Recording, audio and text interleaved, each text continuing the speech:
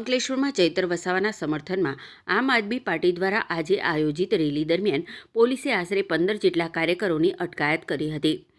આપની પદયાત્રા સ્ટેશનથી ભરૂચી નાકા પાસે બિરસા મુંડા પ્રતિમા સુધી યોજાવાની હતી।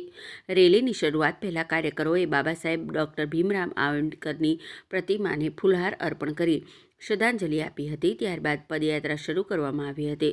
જો કે પદયાત્રા શરૂ થતાં જ પોલીસે કાર્યવાહી હાથ ધરી આશરે 15 જેટલા કાર્યકરોને અટકાયતમાં લીધા હતા। પોલીસની આ કાર્યવાહીથી સ્થળ પર થોડા સમય માટે તંગદિલીનો માહોલ સર્જાયો હતો।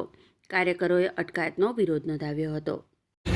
નમસ્કાર। ગુજરાતના લોકપ્રિય ધારાસભ્ય માનનીય ચેતરભાઈ વસાવા સાહેબ પર જે તાનાશાહી સરકારે જે ખોટા કેસો કરીને વારંવાર એમને જેલ કરવામાં આવે છે।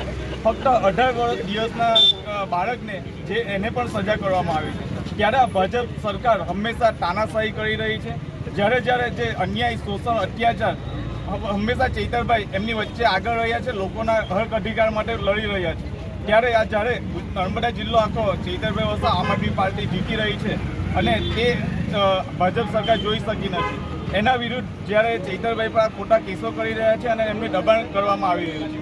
આજે સમગ્ર આમ આદમી પાર્ટી અને અંકલેશ્વરના સામાજિક આગેવાનો દ્વારા એક પદયાત્રાનું આયોજન કરવામાં આવેલ હતું, પણ ત્યાં પણ અમને પરમિશન છેલ્લા 3 દિવસથી માંગીએ છીએ, તે છતાંય પરમિશન આપવામાં નહીં આવી અને પોલીસ મૂકી દેવામાં આવી છે।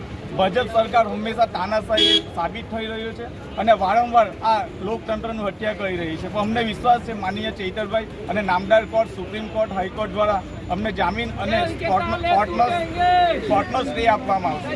જય હિન્દ, જય ભારત।